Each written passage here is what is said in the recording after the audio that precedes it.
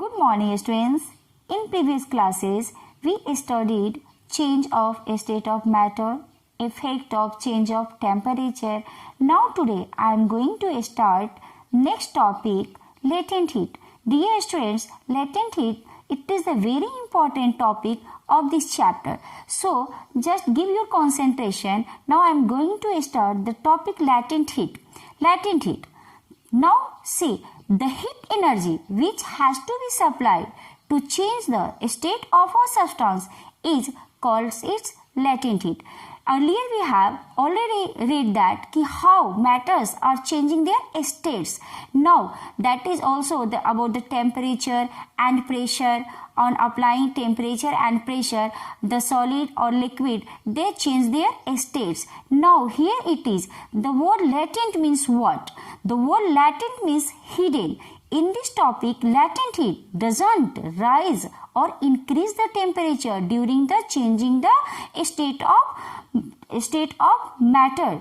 Now see, why latent heat doesn't cause a rise in temperature of the substance. Now this question is always just touch to our mind what it happened, why it happened. Now we have to go through, see here, as we know that every substance has some forces of attraction. Already we know that forces of attraction between its particles which hold them together.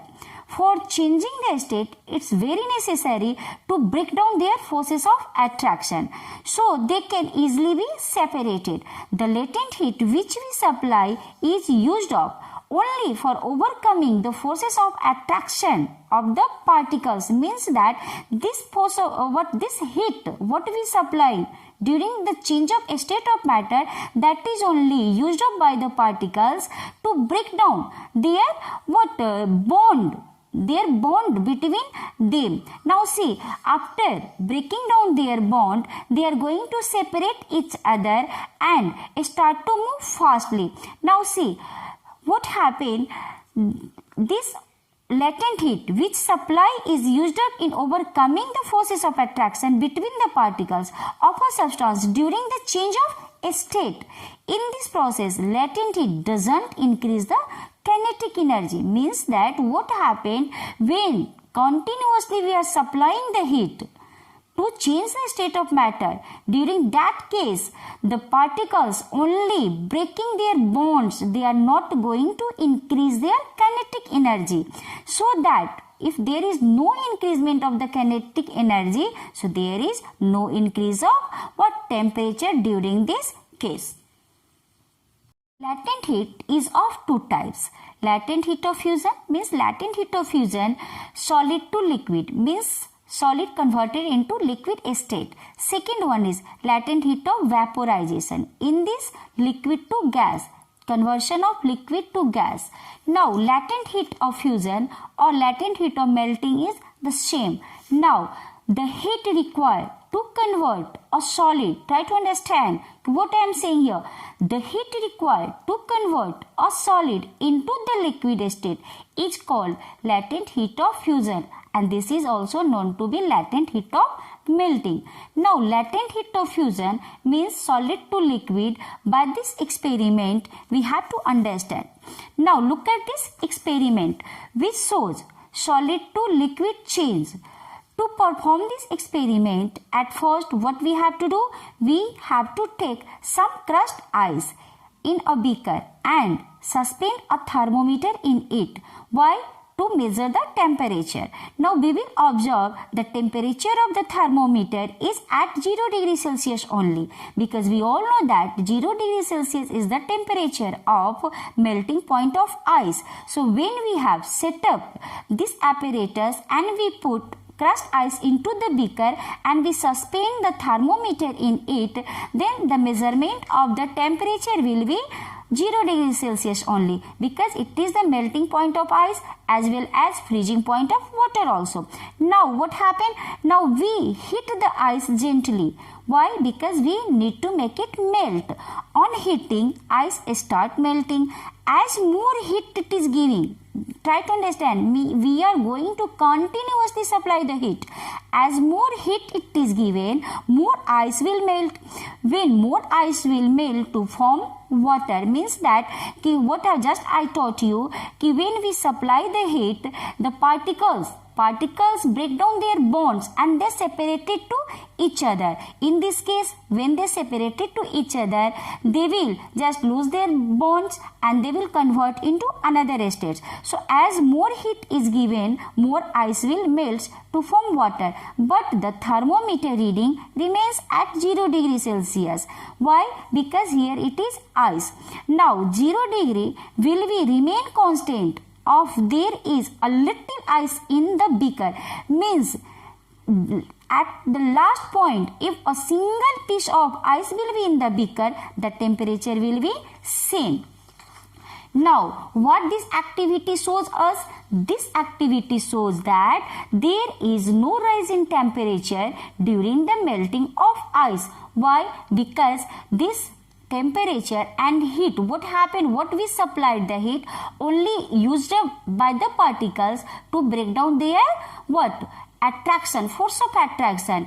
It doesn't increase the kinetic energy of the particles. So see, now temperature of water, when temperature heating is continuously going on, then what happened? But the temperature of water start rising on further heating. Why? Because when all the ice particles melted, then what happened? Then it converted into water and we are continuously supplying the heat. Then what happened? The temperature of water start to little increase. The heat which is going into ice but not increasing its temperature is the energy required. Means what it is? Try to understand. The heat what we supply during the melting of ice, the heat which is already entered into the crushed ice, that doesn't increase the temperature.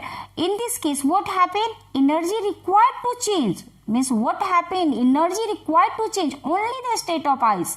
Means only it changes the state of ice from solid to liquid. This is known as latent heat of fusion of ice.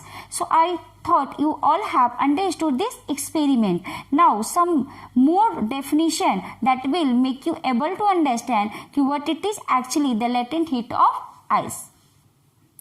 Now, on the basis of this experiment, we are able to give the definition of latent heat of fusion of ice.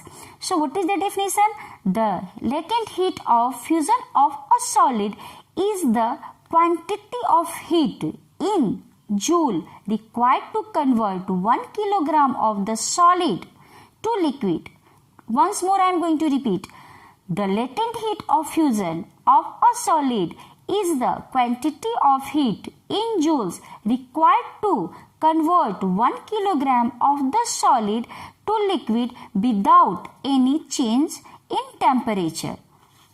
Now see, latent heat of fusion of ice is 3.34 into 10 to the power 5 joules per kilogram, and you may write like this also, 3.34 into 10 to the power 5 joule per kg.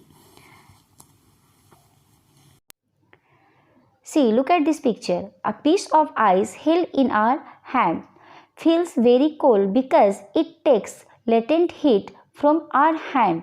Our hand loses heat to ice, making us feel cold. So, why we feel cold, dear students? During catching of ice, what happened? That ice melt by getting the heat from which side? Our body side. Means our body is giving heat to the ice to melt, and when our body will lose heat, obviously we feel cold. Latent heat of vaporization. Latent heat of vaporization means liquid to gas change. Heat required to convert a liquid into the vapor state or gas is called latent heat of vaporization. To understand latent heat of vaporization, once again we have to perform an activity as we have done earlier. We take some water in a beaker and suspend a thermometer in it. We heat this water by using a burner and note the temperature after every minute. As heat is given, the temperature of water rises gradually until 100 degrees Celsius is reached. Means why it's required 100 degrees Celsius? Because we all know that the boiling point of water is 100 degrees Celsius. At the temperature of 100 degrees Celsius, water boils and starts changing into steam. As more heat is given to the water, more steam is formed, but the thermometer reading remains at 100 degrees Celsius, showing that there is no rise in temperature during the boiling of water. So thus, once the water has begun to boil, the temperature remains constant at 100 degrees Celsius until all the water has changed into steam. Now we have to discuss a very important questions. Why the temperature of boiling water doesn't increase even though heat is being given continuously? Now answer will be the heat which we supply to water during boiling is used to overcome the forces of attraction between water particles so that they become totally free and change to gas or steam. This latent heat doesn't affect or increase the kinetic energy of water particles, and hence no rise in temperature at all take place during the boiling of water.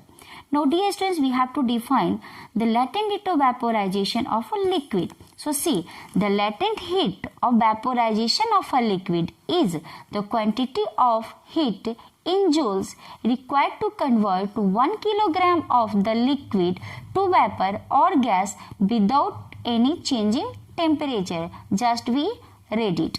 Now see, what is the latent heat of vaporization of water? The latent heat of vaporization of water is 22.5 into 10 to the power 5 joules per kilogram, or you may write like this, 22.5 into 10 to the power 5 joule per kg. Now there is a question that which produces more severe burns, either boiling water or steam? Let's get the answer of this question. See, when water changes into steam, it absorbs latent heat. But when steam condenses to form water, an equal amount of latent heat is given out. In one case, heat is going to be absorbed. In another case, heat is going to be out. It has been found that the burns caused by the steam are much more severe than those caused by boiling water, though both of them are at the same temperature of 100 degrees Celsius.